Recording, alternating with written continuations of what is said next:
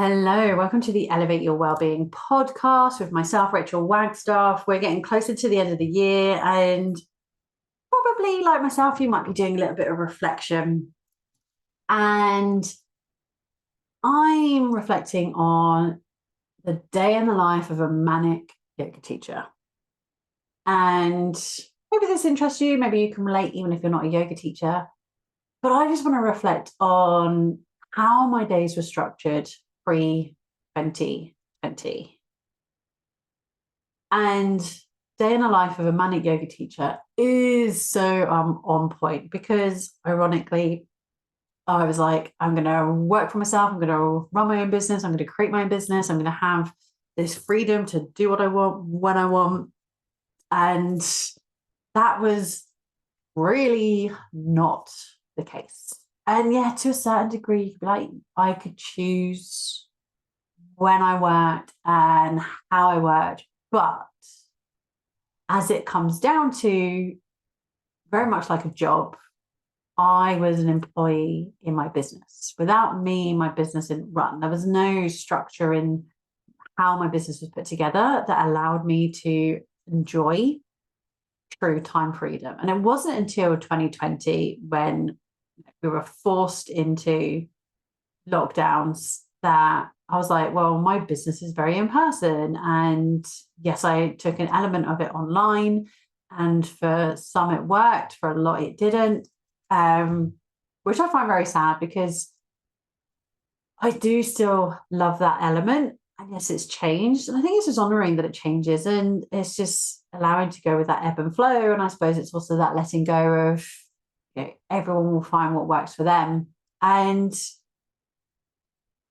I find it really flabbergasting just how much I was pushing myself. And I can see this for a lot of people. Now, I'm not saying every yoga teacher is like this, but I've been in the communities where it's all yoga teachers.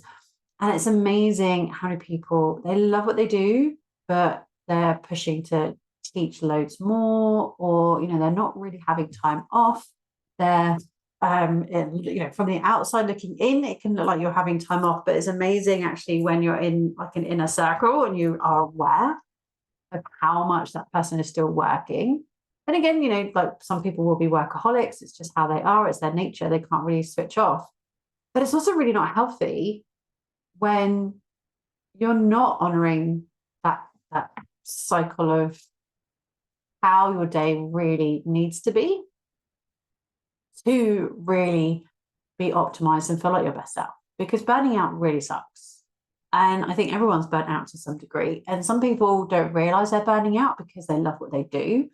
But where are you then losing out or missing out in other areas? And that was what was really highlighted to me as well. It was like, I love what I do and I love getting around to the people that I'm with. And it's, amazing hearing all their takeaways. And it's like, yeah, this is incredible. But then I had no time for my own practice. And I went for a coffee with a friend who's a yoga teacher. We met because she started coming to my classes and then she's gone on to train as a yoga teacher. She's like, I love what I do, but I don't really do my practice very much. So, it's like, are you doing more stuff as a teacher? Because then I would go to that because then I would do my practice more. And I've seen that so much in people who fall in love with the practice. They want to share the practice and then they share the practice when it was the day that they would go to a class and then they fall out of love with the practice and they don't realize that it's because they wanted to share it with others, but they didn't keep the practice that helped them to fall in love with it in the first place. So burnout can really suck it. It's also that, I would notice I'd be like, oh, I can't do that because I'm teaching. I can't do that because I'm working. And how much does that really suck? It's like, yes, you enjoy what you're doing, but then there's going to be elements where you're going to be missing out on fun, spending time with friends, spending time with family, going on holidays, or that thought of, well, I can't go on holiday because then I won't be working and then I won't be earning any money. Just being really blunt, the side for well-being, self-care financially really sucked. And I saw a post earlier because I've really refrained from talking about money or going into that financial well-being.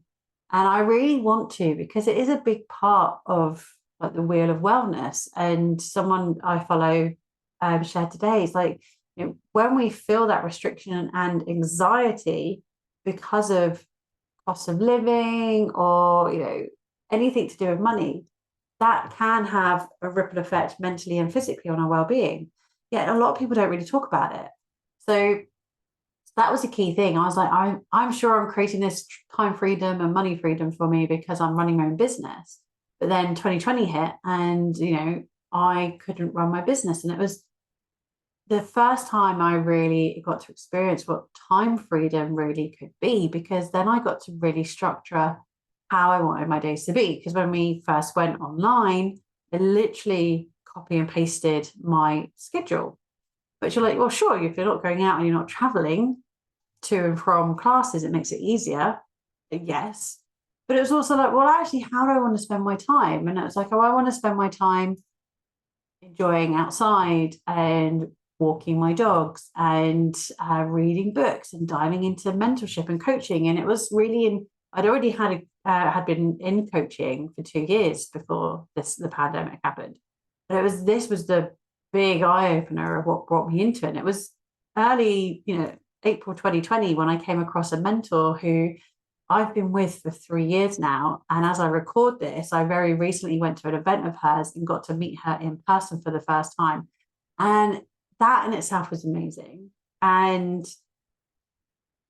just being in the room was incredible. But I will go on into that on another episode as I reflect back on that. But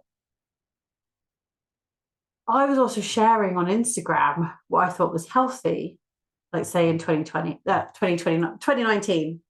And to give you an example, and I did share a reel of this because I had it all, when you're taking photos or videos, it timestamps it. So my most busiest day tends to be a Wednesday. It still is. It's usually the day I wrap up. So I would do a bit of teaching Sunday morning, and I will work Monday, Tuesday, Wednesday, and that will be my last sort of day of the week. So you might be like, well, that's nice. You've got a bit of time freedom there. But and Wednesdays is still a busy day for me. I do still do a little bit of work, say Thursday, Friday, as I need to, depending on what I need or how organized I've been or if I've been away at events. But a typical day, say 2019, I probably wouldn't get to walk my dogs because I would be getting out of the house at 8 o'clock in the morning, and I would be going to get set up to teach a paddleboard yoga class at a local swimming pool. And it's amazing how long it takes to pump up paddleboards and then set them all up. And I'd either teach 1 hour class or 2 like 20-30 minute classes as little tasters. They would then need to be packed down, cleaned off, and I would get home. I would have a little hop in the shower, maybe have something like a bar of chocolate or a packet of crisps. So this is now about 11:30 before leaving to go and teach a class that runs over lunchtime. I would get back. And again, I wouldn't want anything too heavy because I would be teaching. So this is now just gone 1 o'clock. And I would be teaching again at 3 o'clock for 90 minutes till 4:30. So, and I would share on Instagram and my stories, because you can go into the archives and see what you're sharing. I was like, yeah, really busy day. And I would literally share a picture of a packet of crisps, a vegan sausage roll, and like a chilled coffee drink thing. And that would be like my lunch. And yes, I was sharing this. You're like, okay, I would love to know how many people looked at this and was like, okay, this yoga teacher is really not eating healthily. She's just eating a load of crap and not eating a lot. And that in itself led to burnout because my time was just rushing here, there, and everywhere. And I wasn't refueling myself. And I wasn't doing anything that helps to re-energize me, like walking my dogs or doing my yoga practice. So we've got to 4:30 on a Wednesday afternoon. I would get home, maybe have something quickly to eat. This was at a time as well, my hubby was kind of doing weird shifts when this first started, and then sort of moved to change jobs. So he would be getting home about 5:30. But on Wednesday, I would teach at 6:30. So I would have to leave home at 6. So I was probably home for about an hour and a half. And again, I was teaching, so I didn't want anything too heavy. I would be teaching 2 classes. And when I was teaching prenatal, that was an hour and a half. So that would be 6:30 till 8. And then I would be teaching an 8:15 to 9:15 class. I would then have to close down the studio. I'd be getting home around 9:30, 9:45, and then have something to eat, and then wonder why it took me so long to wind down, and then eventually get to sleep maybe about midnight. And that was a full packed day. And you might be like, well, that's what I'm doing now. So where can I find the time to focus on myself and not burn out? And this is again where I really love working with people as a coach, because I love to go into what I call a lifestyle audit. So we go into how you're structuring your day. And this was something I really needed in 2019. And it was a big slap in the face in 2020 when I realized just how much my time was really burning me out, because I felt burnt out and I felt like lost and confused. And it then gave me the opportunity to really look at how I was using my time and what I really wanted to create for myself. And I went through that massive shift with coaching in 2020 and 2021. And then that's what moved me into becoming a coach. Very much how I work with anything. I was like, I fall in love with holistic therapies. I want to be a holistic therapist. I fell in love with yoga. I want to be a yoga teacher. I've fallen in love with coaching. How can I help and serve people create something very similar? So if you do feel burnt out and you're like, I just don't know how I can structure my day, then get in touch for a lifestyle audit, and we can go through this on a 15-minute call. 15 minutes might not feel like a lot, but we can quickly go over this and really just unlock where you're at and what possibilities you could have. And we can go. So as you book in, if you click on the link in the show notes, and you can book in your coaching call, that 15-minute clarity call, strategy call, discovery call. On last week's episode, I went over this a little bit more.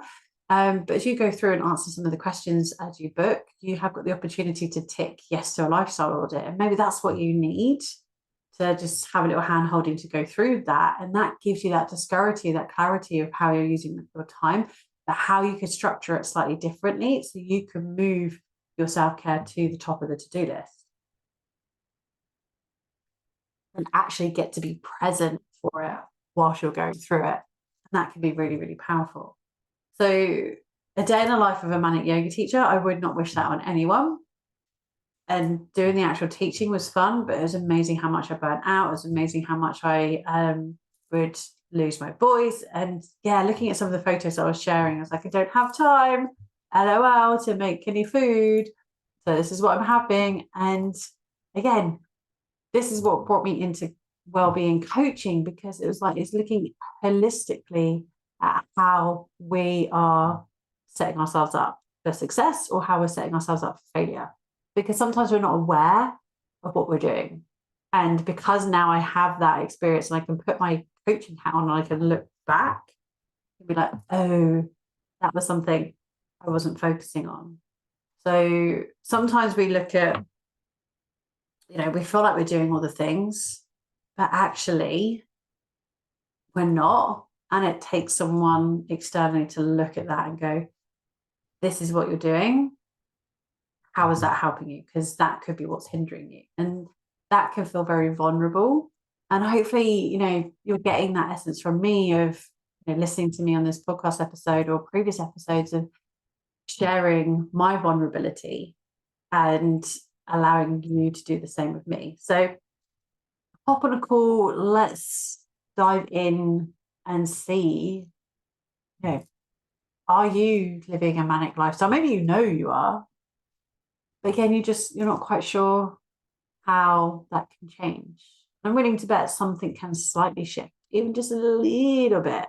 I believe it's something like if a plane takes off in LA, heading to New York, if its flight path is off by 1%, it ends up in somewhere like Florida.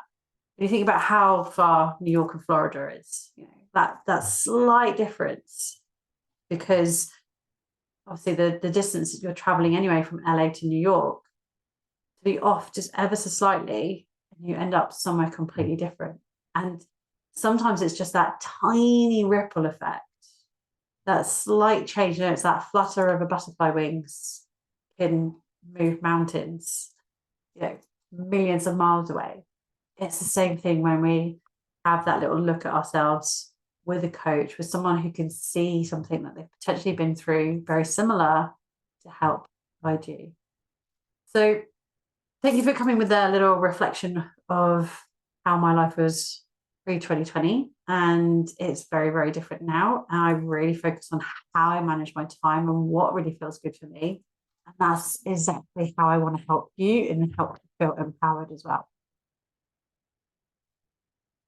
Come and book a clarity call with me. There's only a few weeks left until my availability closes for the end of the year. So start now rather than waiting, because you'll really be glad you did. And either look forward to having a chat with you one-on-one on that call, or I look forward to having a chat with you next week.